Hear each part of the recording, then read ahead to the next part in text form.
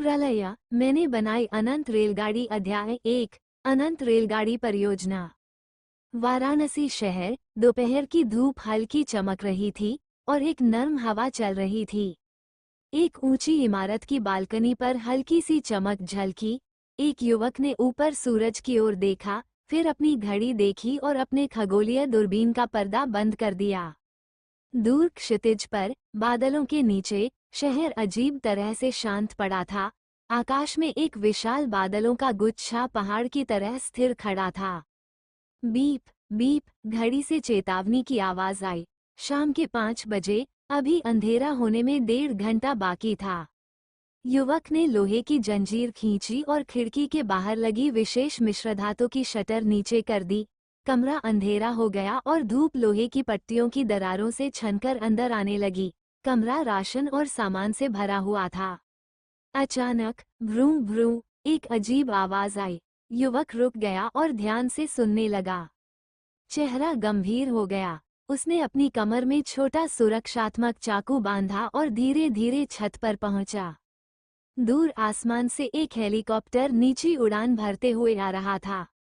युवक ने एक लंबी लोहे की पाइप निकाली, जिसके सिरे पर नारंगी फटा कपड़ा बांधा और जोर से हिलाने लगा।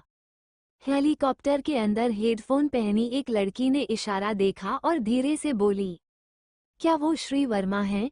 सामने बैठे पायलट ने भी इशारा देखा और पीछे बैठे मध्यम आयु के सूट पहने आदमी से पूछा। वो आदमी, श्री वर्मा, आंखें बंद करके ठंडी आवाज में बोला, छोड़ो, इन गरीबों की जान की किसे परवाह है। लड़की की आंखों में गुस्सा चमका, पर वह चुप रही। हेलीकॉप्टर आगे निकल गया। छत पर खड़ा युवक कपड़े की छड़ी धीरे से नीचे कर बोला, कमाल का जहाज है, काश मेरा होता। कुछ मिनट बाद हेलीकॉप्टर में अलार्म बजने लगा।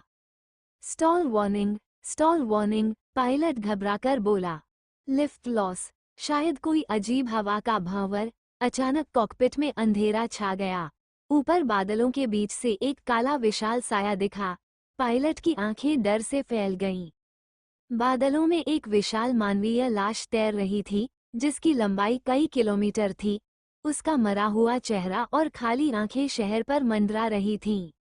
हेलीकॉप्टर तूफानी हवा में खिलौने की तरह खींचता चला गया और कुछ ही क्षणों में बादलों में समाकर गायब हो गया। छत पर खड़ा युवक, आरव, ये सब देखता रहा। चेहरा कठोर हो गया। शाम ढल चुकी थी। शहर अंधेरे में डूबा था।